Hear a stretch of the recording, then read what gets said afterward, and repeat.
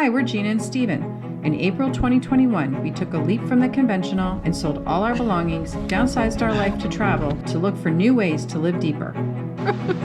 It's got something that tastes familiar, but I can't tell you. Oh boy. After 14 countries visited, including our recent trip to Southeast Asia, exploring Thailand, Vietnam, and Singapore, we have found we loved this nomadic life and are ready to explore a whole new part of the world. If you're new to our channel, join us for the next 4 months as we find new ways to 10x our life in Spain, Portugal, South America, and Tibet. We're living deeper.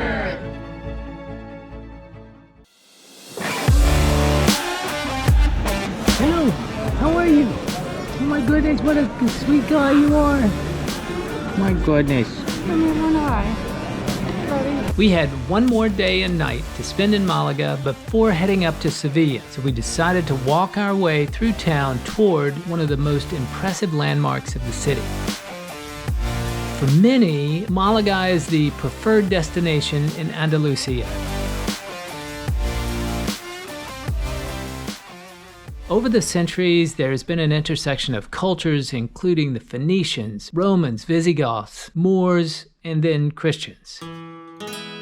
You don't have to open history books to see the cultural influence of these different time periods. You can look to the architecture that still shows Roman influence, Islamic mosques built on top of churches, and then again churches rebuilt over the mosques.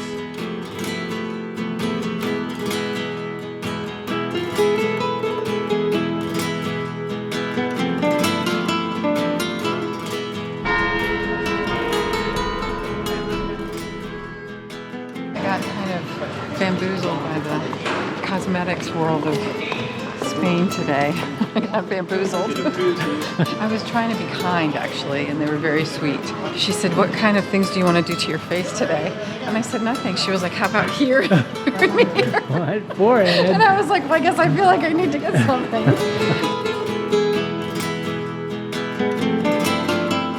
Spending time on Calle Puerta del Mar, or the Gate of the Sea Street, felt like we were walking in California or Florida, with streets lined in palm trees, sun shining, and shops everywhere. It got its name from being the main entrance to the walled fortress of Adra in the 16th century. Malaga has existed in this place for almost 3,000 years. Much of that history remains, and right in the middle of town, you're met with the ruins of an amphitheater, a vestige of the Roman occupation built in the 1st century BC and used for 200 years. Many of the missing pieces were discovered within the foundation of the Alcazaba, the fortress up above on the hill, one of the primary icons of the city. The Moorish settlers who built the Alcazaba had used the Roman theater to supply stones for the fortress that was designed as a defense against pirates. Well, we can't give you any history on the Alcazaba yet because we were cheap and we didn't buy the audio. Yeah, we did not buy the audio tour. So you can buy a ticket to walk throughout the Alcazaba for $3, €3.50 euros. And there also is a castle farther up the hill. They are separate, so if you buy a ticket for both of those. Stephen loves his castles. I love castles. I don't care where they are. Let's live in a castle. I want to live in a castle. Then it's like $7, €7 per person to do the Alcazaba and the castle.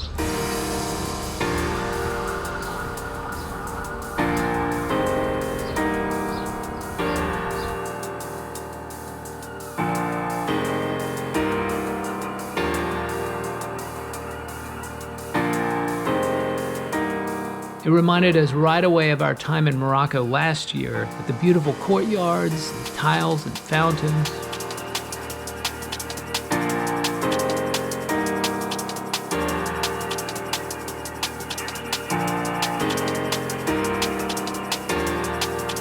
We enjoyed seeing the water filtration system that ran above ground to feed the fountains throughout the complex.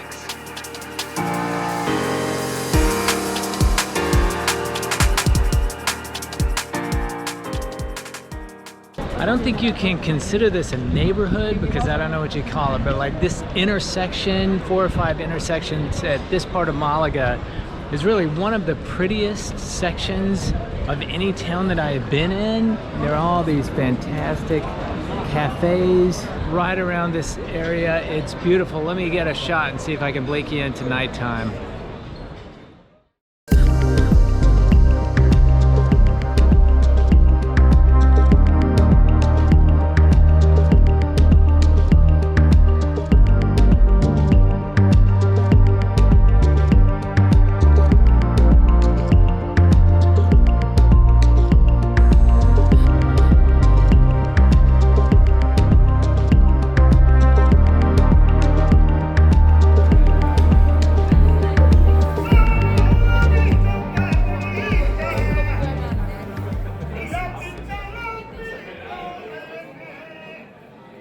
It's really a bustling town. You've got lots of people out and about. It seems like the same number of people out at midday during the week as evenings on the weekends. It's a great positive energy everywhere around the city. We dined at an outdoor cafe, trying their papa frites with spicy sauce and Gina's favorite fried eggplant with sugar and honey. This is delicious. It's crispy on the outside and with a touch of sweetness on the top. And you can really taste the eggplant in it. And you feel like you're eating something healthy, but you're really not because it's got sugar honey on the top. I'm telling you, these are really good. We're really coming to love this place. Malaga is extremely safe. Back through all of these intricate alleyways, it's very clean. But there's, ladies that walk on their own out here at night. Okay, that's not the point. Everyone feels very safe out there, don't you? Mm-hmm. It's clean, there's people walking with their dogs down there. Tonight is a Friday night, so it's just a super safe city. They have lots of police out on Friday nights. I feel safer here than in the United States. And it's interesting because so many of the walls are tagged, but there's no trash on the ground at all in the main part of the city or even on these little roads. So they keep it very clean. Yeah, people care about it.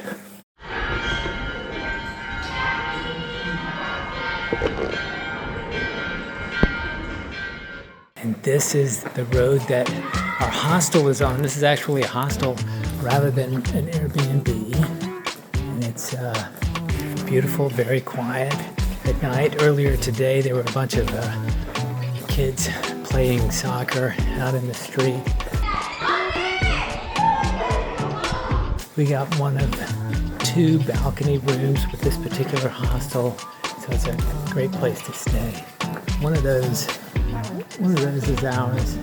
In case you want to stay here, and you should, because the guys that work here are awesome. In fact, one of them perfects his English by rocking out to Disney movie tunes.